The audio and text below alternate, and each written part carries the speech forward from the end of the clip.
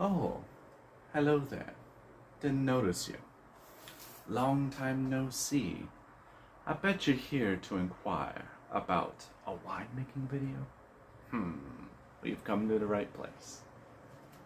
Hey guys, Lone Hippie here. Great to see y'all.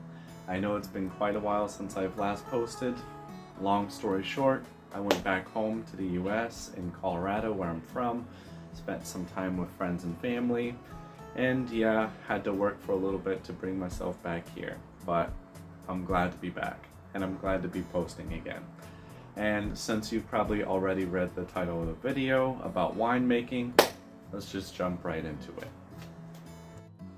Now, to begin this video, I should mention I have a tendency of over-explaining things, but I will highlight a few key differences that I'm making with this wine as compared to before. Now, one of the key differences that I'm going to be trying to make with this wine compared to before is that I'm going to try to go more of a natural or herbal route, including things like ivy gourd, which is heavy in B vitamins, and also using some natural honey. So I'm trying to make this wine a little bit healthier per se. And of course there are a few little differences as well, which I'll get into. Let's jump in. And alright, as you can see here, these are the ingredients I'm going to be using for our yeast starter. As you can see, we've got our ivy gourd, our limes, as well as honey and grapes here. And one of the first things that we should do is we should definitely boil our ivy gourd leaves. Mostly because I got these from outside, but I also want to turn it into more of a tea to mix with the yeast starter. Another reason why I want to make it into more of a tea is within my experience, I have noticed a better yeast starter if I don't have heavy particulates in it. Hence why I want to make a tea. And while that's boiling, let's get the main base of our yeast starter here. First, we're going to start off with some honey. And as you can see, I grabbed my measuring spoon and I tried to measure out at least 2 or 3 tablespoons of honey. But I did have to supplement with a little bit of brown sugar since I did run out of honey. And for our next step is to add at least half a lime, which I noticed here. Our tea was done, so I'm going to let that get to room temperature while doing this. Again, I said half a lime to give it a little bit of that acidic kick. But at this point, you only want to add about half because you don't want to kill the yeast.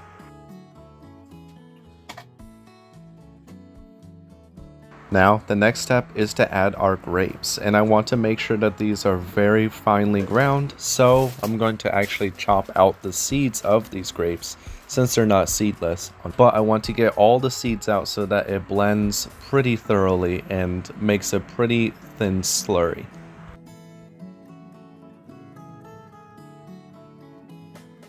As you can see, all seeds are taken out. Now it is time to take a little bit of this tea water and mix it in, at least to give it some watery medium to blend better.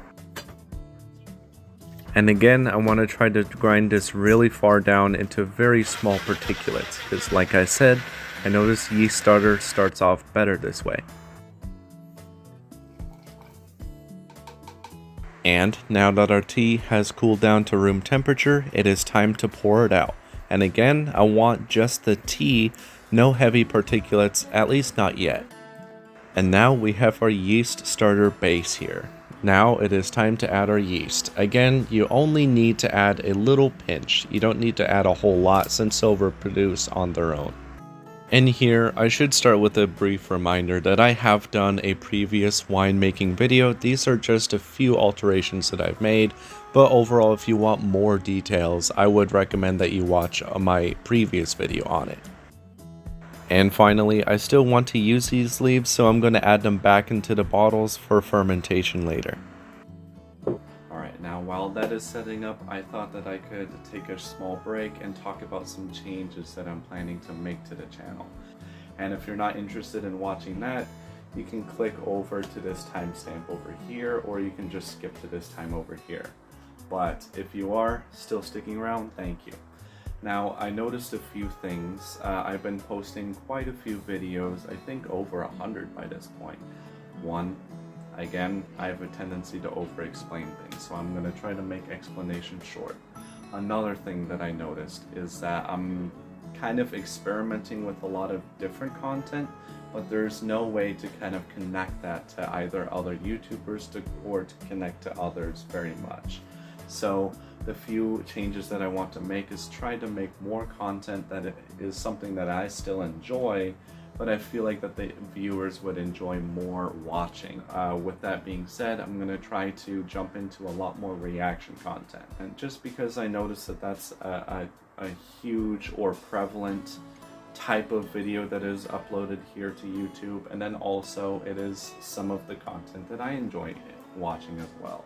So for that reason, I'm going to be trying to move more towards that direction. But if you guys did stick through this, I appreciate that.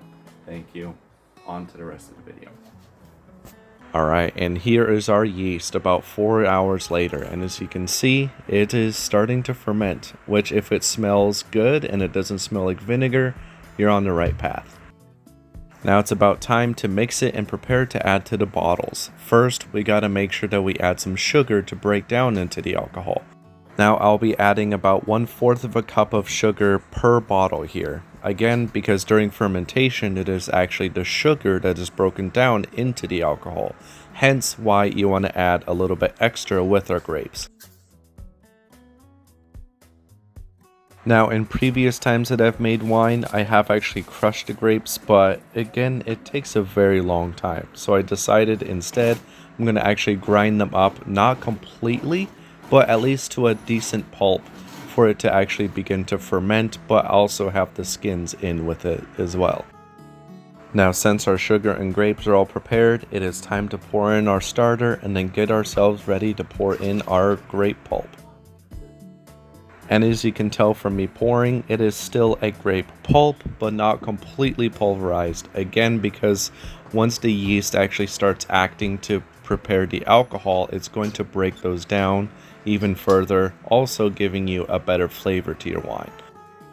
I want to mix it thoroughly, so I washed my hands once again, and I just really made sure that it was evenly distributed or very well mixed. And now we're headed into what was or is actually our failed experiment. I actually wanted to try 2 different methods of using this balloon in order to outgas or allow the CO2 to exit the bottle. As you can see, our first method here was to actually poke holes at the end of the balloon to see if we can get the gas to slowly leak out when it does fill. And I wanted to double check it, and as you can see, when I stick in water, there are bubbles coming through. And as for the second method that I'm trying, I wanted to try to poke holes around the rim of the balloon so that when the air actually does fill the balloon, it will actually inflate itself around the rim, hopefully letting the air leak out. But here is where the problem lied. And boom, as you can see, the hole was made a little bit too big. And initially it seemed to hold together well, so I actually tried to leave it alone since it seemed to be doing its job. But later on, as you can see, it began to inflate as I was putting these paper towels here, which is a great sign. Fermentation has started. And even in this one, it seems like a little bit of wine has leaked out. Which upon leaking out, it wasn't actually plugging up the holes, so I figured that I would just let it be and just let it do its thing. Of course, I was trying to get the wine to settle back into the bottle, but again, I didn't want to disturb it too much. However, the other bottle seems to be working perfectly. No wine was leaking out, and it seems like all the air was leaking okay. So, time for storage. And upon checking in the morning, as you can see, it is starting to really ferment at this point, with wine ending up in both balloons. The yellow balloon is still performing fantastically. It was still leaking air and everything. However, we get to the purple one, and yeah, it was not letting the air through. And eventually, after letting it sit, pop!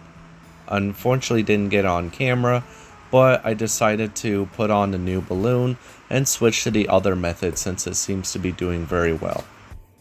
And now I put them back up into storage, which after a while, after listening, you begin to hear some funny noises, which tells me it's working.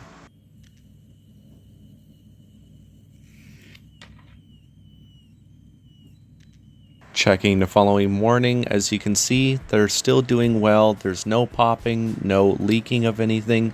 So I figured that I would just let them be and just let them ferment on their own without very much disturbance. Now, to close off this video, I did want to point out the difference in storage. So because I'm using the balloons, that is why I'm going to be keeping it on my top shelf rather than underneath my other shelf. And that is mostly because A, I'm using the balloons, never used it before. So I don't know what to expect. I don't know if it's going to make any kind of funny noises. I don't know if the foam from fermentation is going to get out and create a mess. Any case, I want to be able to watch the bottles as they're fermenting to make sure that there are no issues, that the balloon doesn't pop off or anything else like that. But in any case, I highly appreciate you guys watching this video. Thank you so much for your time, and I hope you got something out of it. And I'm happy to be back, and I hope you guys are happy to be back as well. Thank you so much. See you next time.